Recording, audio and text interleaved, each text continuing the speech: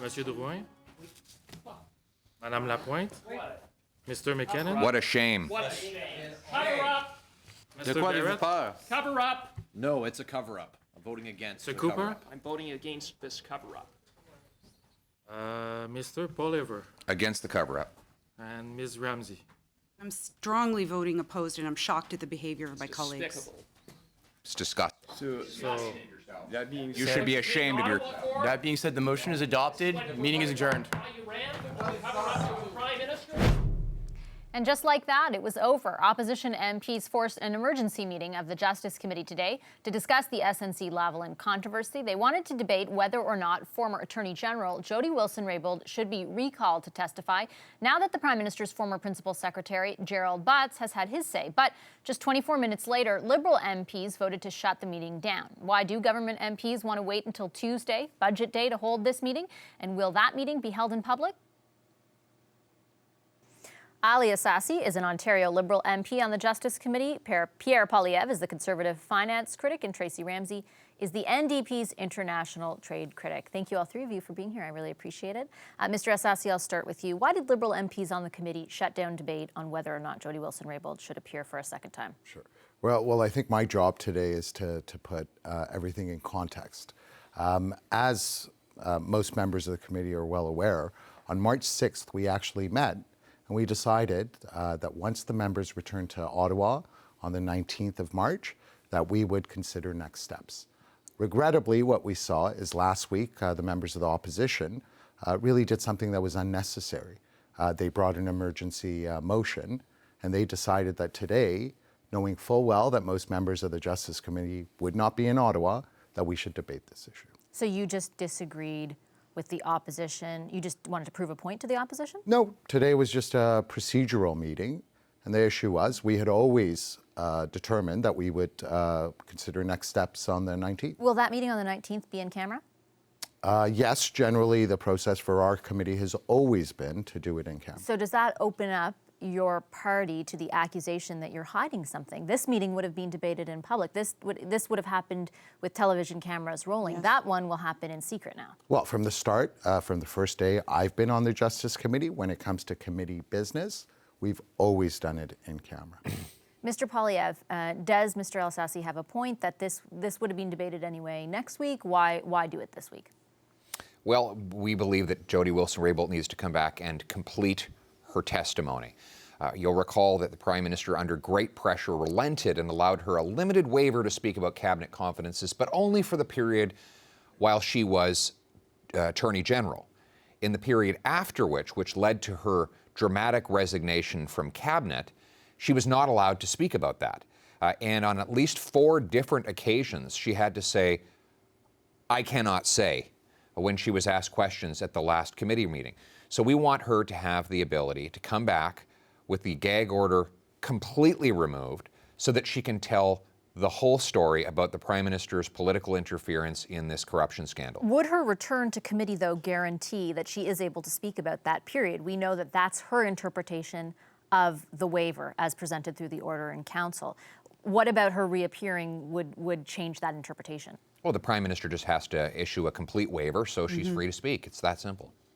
Mr. Ramsey, what about you? The thing is, the waiver, as understood by, for example, Jerry Butts when he testified, did include that period. He referenced other conversations that he had with Ms. Jody Wilson-Raybould after she was, after she was moved from the position of Attorney General. So, how do you know that a second appearance will actually get you more information?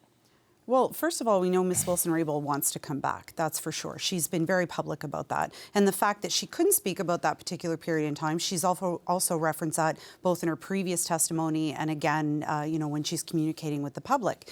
But let's be honest here. We don't know what that's based on, her decision. She went and sought counsel.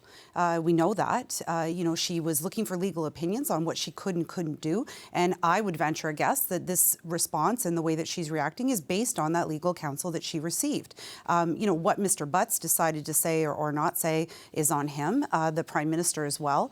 But I think, when I want to go back to what my Liberal colleague has said here, this is not business as usual for any committee. This is not business as usual in our country. And to say that they're going to hide behind procedural rules, I want to tell you that a committee at the House of Commons they are masters of their own fate.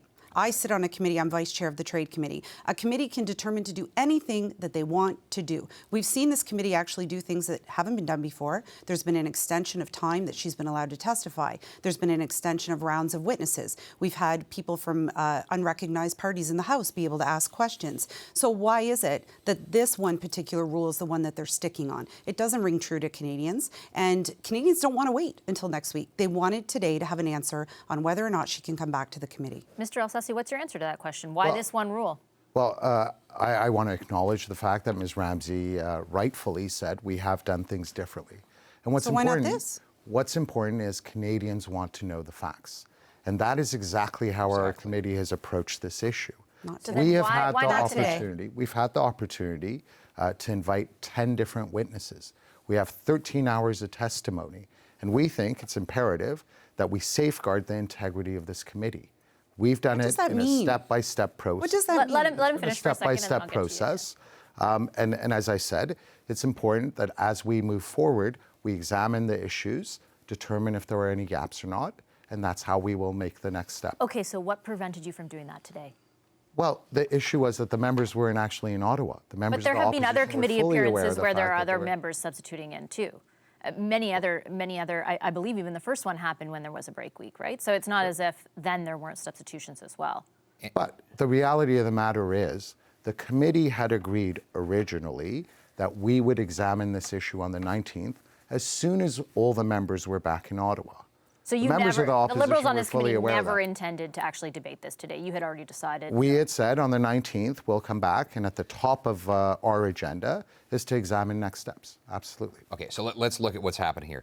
The 19th is the day of the budget, and they want to have a secret meeting.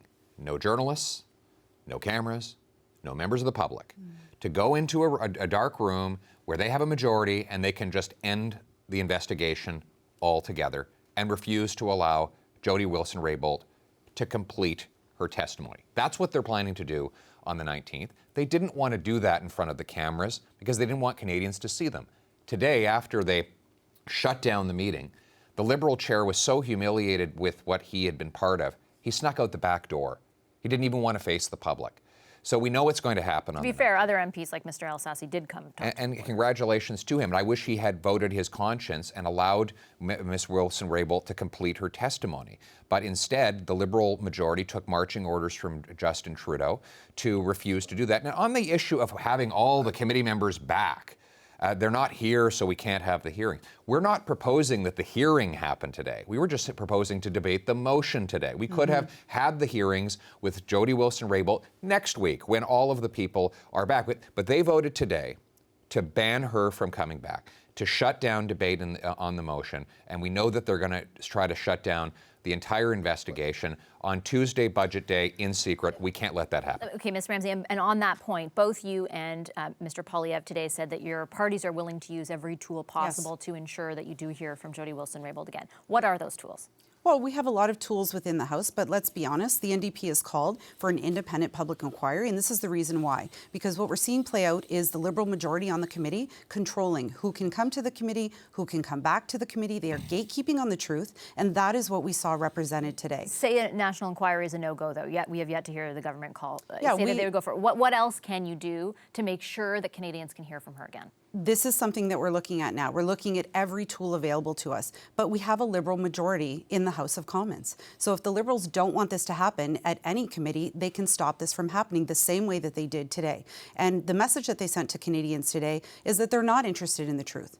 They aren't going to allow. Absolutely. That is exactly the message that you let sent Ms. to Ramsey finish and I'll get you Canadians. back. And you told them that Ms. Wilson-Raybould, the first Indigenous Attorney General in our country, cannot come back and speak her full truth, as she has requested over and over to do. And we know that it's not just her who has serious doubts about where this government is going. Minister Philpott has left the caucus or the cabinet table as well. I mean, there are very serious things going on in the Liberal Party of Canada, and it would benefit them to blow open the doors and let everything be public. Tuesday in camera, behind closed doors, isn't going to cut it for the Canadians that want to know why they won't let her come back. Mr. Elsassi, should Canadians interpret your party's decision in this committee today to adjourn as you not being open to hearing from Jody Wilson-Raybould again? As I indicated today, to me, quite obviously was a procedural stunt. So you are open I to think hearing it's from important for stunt to have Canadians your- to look at the facts. Let's look at the reality Do you support having her that back? the Attorney General actually Will you let her come? did allow for a waiver of solicitor-client privilege. For a period right? of time. This is absolutely unprecedented. I get what you're saying, and we've discussed that before, but my question to you is a very direct one. Are you open to hearing from Jody Wilson-Raybould again? I think that is up to the committee. And What do you feel as a on what do you March feel 6th, as an MP on the as committee? March 6th, we decided that on 19th, when all the members are back, that is the first order of business. So have you, as an MP on the committee, though, decided, ruled out whether you want to hear from her? Well, I think it's important for me to hear from my colleagues. So you They've haven't had a made a time to decision. reflect You didn't want on to hear this. from us today. I have not spoken to them in this period, and it's important for me to go in there with an open mind. Quick final comment from both of you. Mr. Poilievre? Well, this is a cover-up. As I said on exiting the meeting, the Prime Minister is turning the Justice Committee into the Justin Committee, basically refusing to allow his Attorney General to complete her testimony. It shows that he has something to They hide. could still vote in favor of it. They could still decide on Tuesday, right? You asked him 4 times if he would do that. He refused to answer. Trudeau has refused to answer this question. What they're going to try to do is go into a secret meeting and shut the whole investigation down unless Canadians speak up and stop them. Ms. Ramsey?